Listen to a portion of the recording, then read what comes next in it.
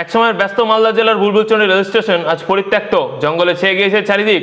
একসময় সেখানে ট্রেনে হুইসেল মুখর হয়ে থাকতো এলাকা, আজ সেখানে শুধুই ঝোপঝাড় আর গা ছমছমে নীরবতা।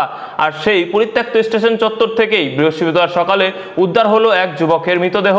ঘটনাকে ঘিরে চাঞ্চল্য ছড়িয়েছে গোটা এলাকায়। স্থানীয়দের প্রাথমিক অনুমান, যুবককে খুন করা হয়ে থাকতে পারে। ঘটনাস্থলে পৌঁছে তদন্ত শুরু করেছে হাবিবপুর থানার পুলিশ। চলে যাও বিস্তারিত খবরে। দীর্ঘ বছর ধরে পরিত্যক্ত অবস্থায় পড়ে রয়েছে মালদার বুলবুলচন্ডী রেল স্টেশন। একসময় এই স্টেশন দিয়ে যাত্রীবাহী ট্রেন চলাচল করলেও এখন সেখানে নেমে এসেছে এক অদ্ভুত নিস্তব্ধতা। স্টেশন সংলগ্ন টিকিট কাউন্টার, অফিস ঘর ও আবাসিক কোয়ার্টার জঙ্গল ও ঝোপঝাড়ে ঢেকে গিয়েছে। সন্ধ্যার পর কার্যত জনমানব শূন্য হয়ে পড়ে গোটা এলাকা। আর সেই পরিত্যক্ত স্টেশন চত্বর থেকেই বৃহস্পতিবার সকালে উদ্ধার হলো এক যুবকের মৃতদেহ।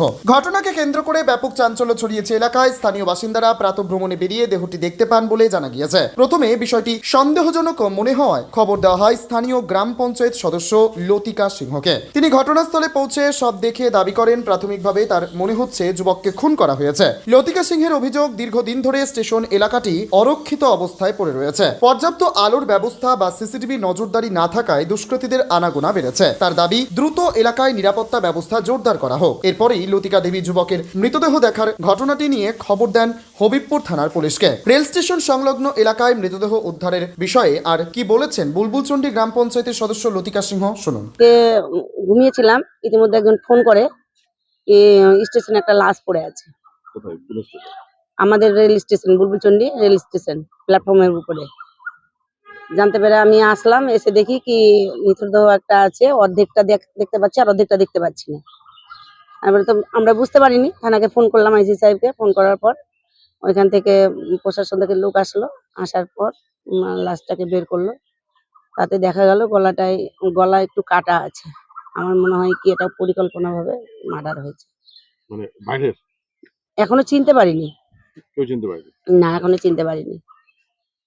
আমি চাইছি রেল স্টেশনে এরকম অনেক রকম কাজ হয়, কারণ এখানে জুয়া খেলা হয়, মদের ঠ্যাক হয়। এখানে যদি একটা সিসিটিভি ক্যামেরা দেয়, আমার মনে হয় খুব ভালো হয়। এই দুষ্কর্ম থেকে মেয়েরা মুক্তি পায়। এখানে কি মানে বাজে কাজকর্ম চলে? হ্যাঁ, প্রতিনিয়ত চলতেই থাকে। ঝোপঝাড়ের বাসিন্দা পুরো, এই জায়গাটা পুরো কি ঝোপঝাড়ের মধ্যে? হ্যাঁ, গোটা ঝোপঝাড় হয়ে আছে। আর ছেলেপেলে এখানে নেশা ভাঙ করে, বাজেয়াপ্ত হয় এখানটা। বাজে কাজ হয়। হ্যাঁ তো আপনি কি মনে হচ্ছে এটা কি কোন পরিকল্পনা? হ্যাঁ, পরিকল্পনা ভাবে। চেনা যাচ্ছে কিছু? চিনতে পারছি না। কি নাম?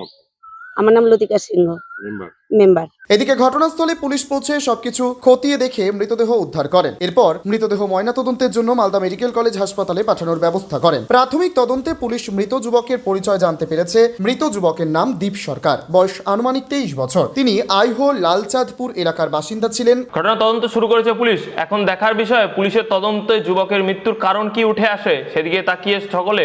মালদা থেকে শবন চক্রবর্তী রিপোর্ট, টাইমস 14 বাংলা।